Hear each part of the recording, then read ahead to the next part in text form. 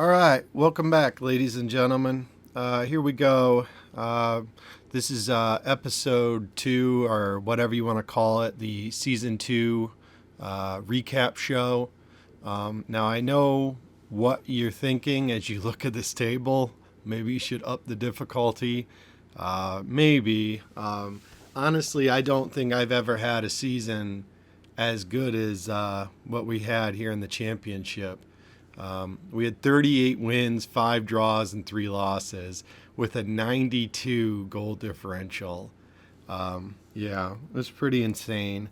I also want to mention, if you missed our last episode or didn't watch the first one or had forgotten, what we're doing with this career mode is after the first season, I've kind of imposed like a transfer ban on myself.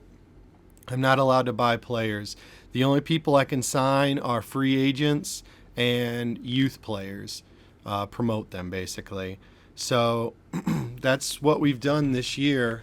We signed, I think, maybe 3 free agents, and then we promoted a bunch of youth players. Yeah, I guess I should tell you. QPR was also promoted, and I can't honestly remember who won the playoff, but we'll find out. The Dons, Wigan Athletic, and Chesterfield were all relegated. And basically, I've spent a lot of my time in the training session trying to get a few players in the youth academy up. As you can see here, Asenio was his like overall is supposed to be like 90 to 94. He was a 51 when we signed him to the U squad, and as you can see, he moved up 14 places. So we've really kind of pushed him up. As you see, like things like his ball control have gone up 18. That's crazy. This Lacour guy, he's moved up 6 to a 67. He's also going to be like a really high ceiling.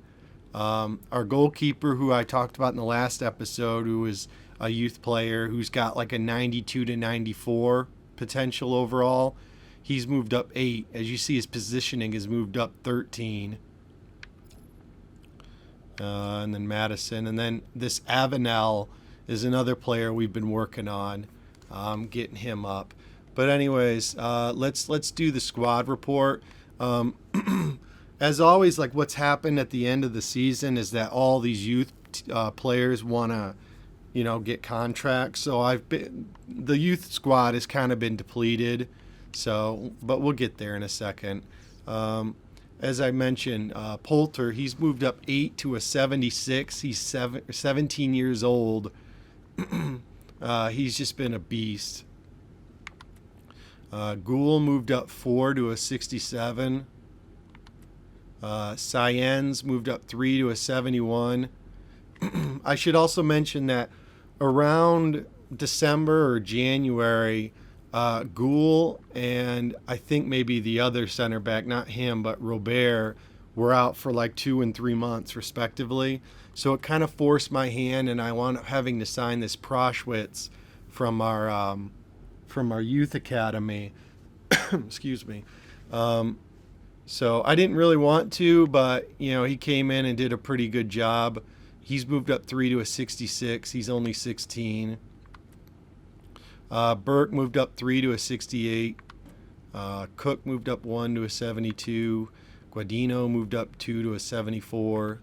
This Mings is one of the free agents we signed.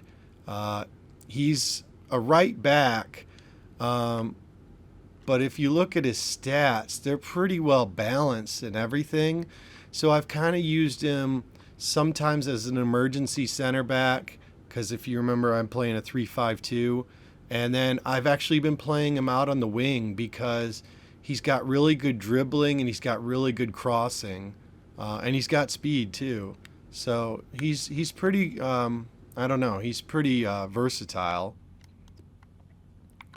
Boga moved up 4 to a 73. He's been, ever since I signed him, I don't know if it's the way that I play the game or just him in general, but he's been an absolute beast for me. As you can see, he had 12 goals and 21 assists in the championship this season. Safak moved up 3 to a 72. I should also mention that James Madison got injured for like the last 3 months of the season, or 2 months. So he hasn't. That's why Safak was moved in, or Dangu, or however, whatever his name is. Armstrong moved up 3 to a 74. Yurgi moved up 3 to a 72. Khalifi moved up 1 to a 67. We're actually trying to sell this guy. Putty 5 to a 66. He's another youth prospect we signed. Fabian moved up 1 to a 73. As you see, we're trying to sell him. Swanson moved up 3 to a 69. Acosta moved up 1 to a 68. Vincelot dropped. I'm actually keeping him around. He's going to be my quote-unquote veteran leader of the team. This is another guy, Ramsalar. We signed him as a free agent in the offseason. He's sporadically played for us. He's done pretty good. He's got good speed. And I've been playing him as a right mid or as a striker. Barashi is actually another guy we signed as a free agent. I think this is the last free agent we signed. He's a pretty good player. Moved up 4 to a 71.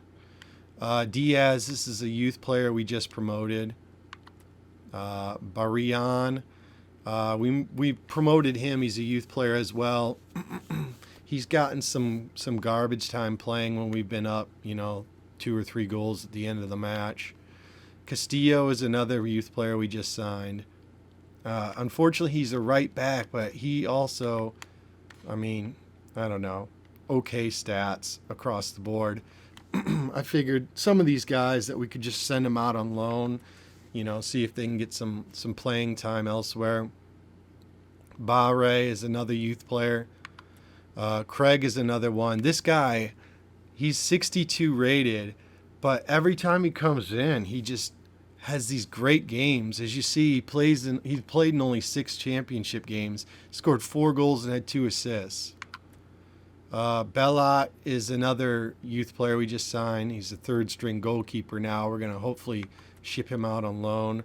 This is that Asenio guy that I told you about that we've just moved. He's just been, boosted up from a 51 to a 65. Gomez is another youth player. Again, right back, so we'll probably have to ship him out on a loan. Kraft, I think he's got, good overall, but 52 is pretty poor. Mendez is another one we just signed. Mowat, Mowat is another one we signed during the season. He's moved up 4 to a 60. This Jingen guy we signed as a free agent in our first year. We shipped him out on loan, just got him back. Yeah, he's moved up 1 to a 65. There's Madison. We'll get into all them goals scored in a minute, but he's moved up 3 to a 73. Robert, plus 4 to a 70. And then Harry's has moved up 4 to a 59. We shipped him out last season on a 2-year loan deal to AFC Wimbledon, so he's still out there. So yeah, that's that. As you see, my budget is 6.5 right now. I basically budget to basically re-sign players. And then our youth academy, as I mentioned, we only got about 8 guys left. Cowgill's a guy we just recently signed. Looks like he's unfortunately going to be a left back, which we don't really need. Pretty good potential, though. Suarez has got incredible potential. Zimmerman's got good potential, and he's a 68 overall already, so that's awesome. Ferrati, good potential, 61. Wooten, good potential, only a 56 though. Lancourt, I previously mentioned, 92 to 94. We bumped him up to a 67. Ramirez is another goalkeeper.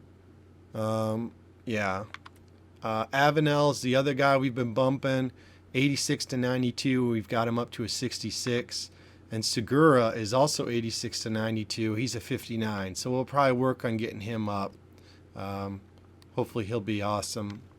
The problem is you only get 5, training sessions a week. So it's like, who do I give these to?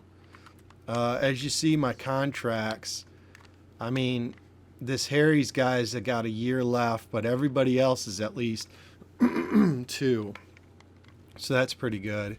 And then the stats, as you see, Madison won the Golden Boot. Armstrong came in there with 17. Safak or Dangu had 14.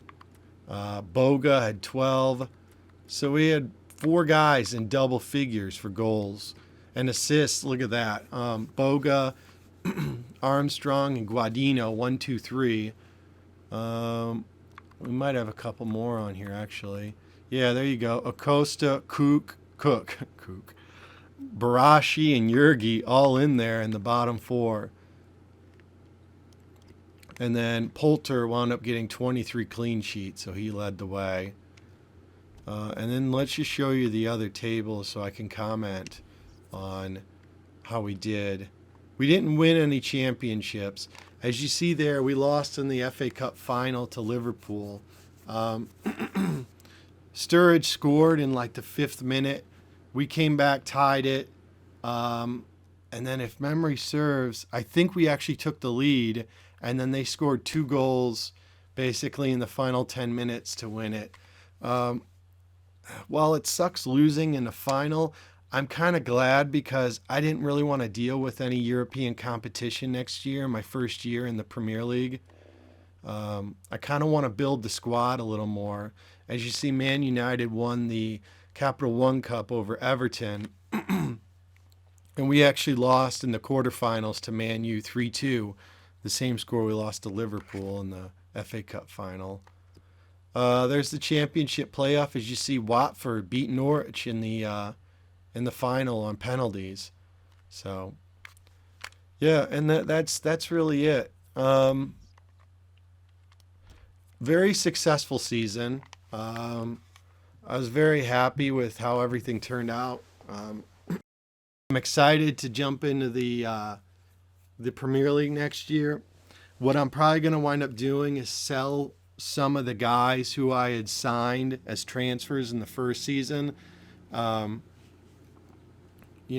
Basically so I can have the squad be all homegrown talent. But I still want to keep certain guys like Madison and Armstrong around because they're kind of OGs, from the original Coventry City.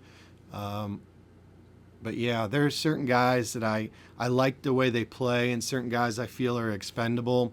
Like the guy we signed as a goalkeeper last year who played throughout the season. We wound up selling him for like $4 million at the beginning of the year. And then I know there was the one guy, Lamelin or whatever his name is. I can't remember, I'm sorry. But he's the center attacking midfielder for Coventry City, legit. We wound up signing him as well. Transferring him out. Someone came in with, like a Godfather-esque deal we can't refuse. So, anyways, that's season 2. Yeah, in a nutshell. So I'm excited to see what the Premier League brings us. I'm hoping that we can finish top 4. It's going to be a hell of a challenge, I know. The championship, I think we were too good. But obviously playing Manchester United and Arsenal this year and the cup competitions made me realize we're not that good. We're really good for championship squad, but I would say we are maybe mid-table, upper mid-table for the Premiership. So I'm excited to see what we can do. Anyways, I'm rambling. So thanks for watching as always.